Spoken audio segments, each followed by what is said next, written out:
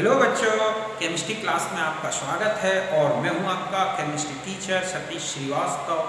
आज मैं आपके लिए जो टॉपिक लेकर आया हूं और वो टॉपिक है क्या, पीरियोडिसिटी ऑफ एटॉमिक रेडियस, परमाणु त्रिज्या की आवर्तता। तो फिर स्टार्ट करते हैं हम अपना ये टॉपिक। तो देखो, periodicity of atomic radius means variation of atomic radii of different elements in different periods and different groups. समझ गए बच्चों कि जो परमाणु त्रिज्या है तत्वों की, उनका वर्ग में और आवर्त में क्या परिवर्तन होता है, इसी को बोलते हैं परमाणु त्रिज्या की आवर्तिता। तो स्टार्ट करते हैं। तो देखो, यहाँ पर सबसे पहले मैंने लिया है इन पीरियड। तो आप देखोगे कि किसी भी पीरियड में जब हम लेफ्ट से राइट की तरफ बढ़ते हैं, ठीक है, बाएं से दाएं की तरफ चलेंगे, तो एटॉमिक रेडियाई की जो वैल्यूज हैं वो लगातार डिक्रीज होती जाती है। समझ गए ना? मतलब ये है कि जो पीरियड का फर्स्ट एलिमेंट है उसकी रेडियस सबसे बड़ी और जो लास्ट एलिमेंट होगा उसकी रेडियस सबसे कम होगी। ऐसा क्यों हो रहा है? क्योंकि किसी भी पीरियड में जब हम आगे बढ़ते हैं तो केवल न्यूक्लियर चार्ज बढ़ता जाता है। उस एटम में या जितने भी एटम्स उस पीरियड में आते हैं उनमें ऑर्बिट्स नहीं बढ़ती। समझ गए ना? मतलब ऑर्बिट्स सेम बनी रहती है, केवल न्यूक्लियर चार्ज बढ़ेगा। तो जब न्यूक्लियर चार्ज बढ़े और ऑर्बिट ना बढ़े तो ऐसे में जो इलेक्ट्रॉन्स हैं, चाहे वो इनर इलेक्ट्रॉन्स हैं चाहे आउटर इलेक्ट्रॉन्स हैं, उन पर न्यूक्लियर अट्रैक्शन लगातार बढ़ता जाएगा, जिससे जो आउटर मोस्ट सेल है वो न्यूक्लियस की तरफ अट्रैक्ट होगी, जिससे एटम कॉन्ट्रैक्टेड हो जाएगा, उसका कॉन्ट्रैक्शन हो जाएगा। समझ गए ना? तो यही मैंने लिखा है यहाँ पर कि in any period atomic radii of elements decreased from left to right because nuclear charge increases regularly but number of shells remain same in atoms. समझ गए ना? इस तरह से कि पीरियड में लगातार न्यूक्लियर चार्ज तो बढ़ रहा है, लेकिन एटम्स में क्या बने हुए हैं, एनर्जी लेवल्स या कहें कि जो ऑर्बिट्स हैं वो सेम बने होते हैं, वो नहीं बढ़ रहे हैं। As a result increased nuclear charge and electrons of outermost cell, ठीक है, attracted greater forces। ऐसे में जो आउटर मोस्ट सेल के जो इलेक्ट्रॉन्स हैं वो न्यूक्लियस की तरफ ज्यादा फोर्स से अट्रैक्ट होंगे और जो एटम है उसका क्या हो जाएगा, कॉन्ट्रैक्शन हो जाएगा, वो सिकुड़ जाएगा, छोटा हो जाएगा। तो समझ गए बच्चों कि किसी भी आवर्त में जब आप बाएं से दाएं चलते हैं तो परमाणु त्रिज्या घटती जाती है।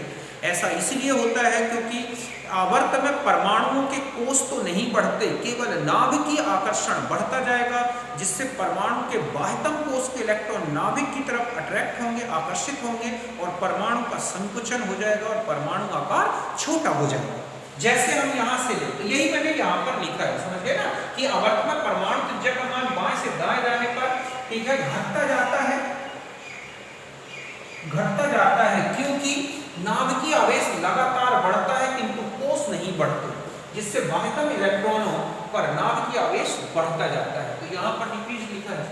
जैसे लिथियम से लेके और हम फ्लोरीन तक की बात करें तो लिथियम में आप देख रहे हैं 152, फिर 11 बेरिलियम में इसका 88, इसका 77, इसका 70, यहाँ 74, यहाँ 72, नियोन में 160 है। रूल के अनुसार तो सबसे कम होना चाहिए था, लेकिन मैंने अभी आपको बताया था कि वंडर वाल्स इनकी जो है एटॉमिक रेडियस ली गई है वो केवल वंडर वाल्स रेडियस है, जबकि ये कोवलेंट रेडियस है। तो वंडर वाल्स रेडियस हमेशा कोवलेंट रेडियस से ज्यादा होती है। अगर इसकी कोवलेंट रेडियस ली गई होती तो वो इससे कम होती। क्योंकि यहाँ पर वंडर वाल्स रेडियस ली गई है, इसीलिए यहाँ पर एक डेविएशन दिखाई देता है और एक डेविएशन यहाँ दिखता है।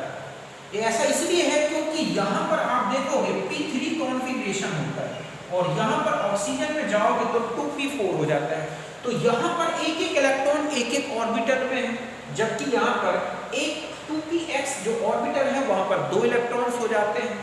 तो उनमें रिपल्सन होने लगता है और वो रिपल्सन होने के कारण ही इलेक्ट्रॉन बाहर की तरफ फैल जाता है। इलेक्ट्रॉन का जो क्लाउड है और वो रेडियस में इस तरह से थोड़ा बढ़ जाती है, तो ये डेविएशन दिखाई देता है और यहाँ का डेविएशन वंडर वाल्स रेडियस के कारण है। बाकी आप देख रहे हैं कि रेगुलरली डिक्रीज हो रहा है। तो यहाँ तक बात समझ गए होंगे, आप इसे नोट करें।